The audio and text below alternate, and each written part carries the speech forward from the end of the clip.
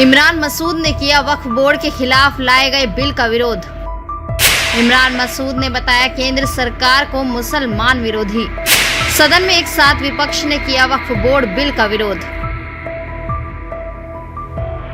वक्फ board पर आए नए बिल को लेकर देश भर के मुसलमानों में एक बार फिर केंद्र सरकार के खिलाफ आक्रोश पनप रहा है।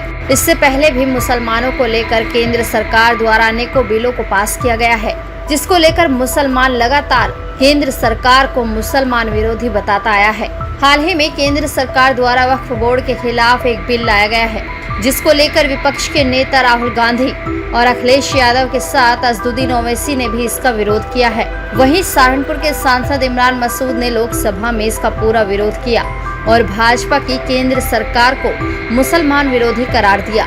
उन्होंने कहा केंद्र सरकार देश को बांटने का काम कर रही है और जमीन बेचने की राजनीति कर रही है। मैं वक्फ संशोधन विधेयक 2024 को विरोध करता हूं। मान्यवर, हम लोग संविधान की कसम खा करके यहाँ आए और इस संविधान की धज्जियाँ इस विधेयक के अंदर उड़ाने का काम किया जा रहा है।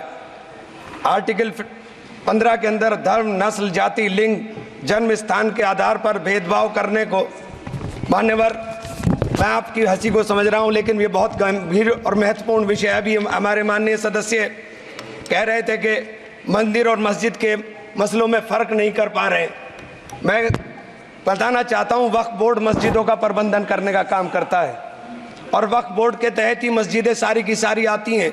और वक्फ बोर्ड की शक्तियों को आप ख़त्म कर करके डीएम राज ला करके उन तमाम प्रॉपर्टीज़ के ऊपर लगभग 8 लाख एकड़ प्रॉपर्टी पूरे देश के अंदर वक्फ बोर्ड के पास है। आप वक्फ बोर्ड की प्रॉपर्टियों को खुर्द-बुर्द कराने की जो साजिश लोग कर रहे हैं, उन साजिशों को बल देने का काम कर रहे हैं।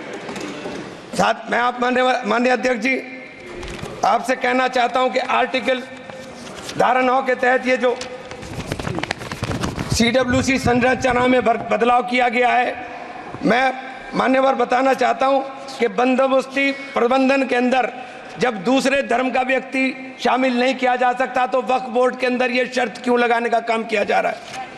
और आप अगर शर्त भी लगा रहे हैं तो मैं आपसे एक बात पूछना चाहता हूं कि जो कब्जे पर प्रॉपर्टी के ऊपर पूरे देश के अंदर वक्फ की प्रॉपर्टी के ऊपर कब्जे हुए हैं, उन कब्जों को कब्जा मुक्त करा करके अगर कानून लाते कि उनको कब्जा मुक्त करा के वहां पर हम लोग शिक्षण संस्थाएं चलाएंगे।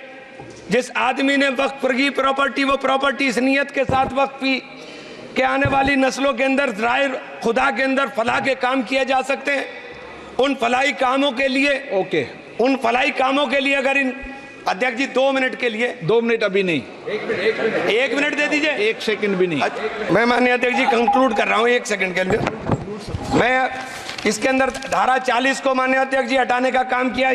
इसके अंदर सर्वोच्च न्यायालय की सिविल अपील संख्या 7812 7814 ऑफ महाराष्ट्र राज्य वक्फ बोर्ड बनाम शेख यूसुफ भाई चावला अन्य के तहत प्रावधानों की जांच की धारा 40 के प्रावधानों की जांच की। अपने फैसले के पैराग्राफ 170 के अंदर बहुत स्पष्ट रूप से माना कि एक बहुत अच्छा कानून है। आप सर्वोच्च न्यायालय के आदेश के बावजूद इसको हटाना चाहते हो।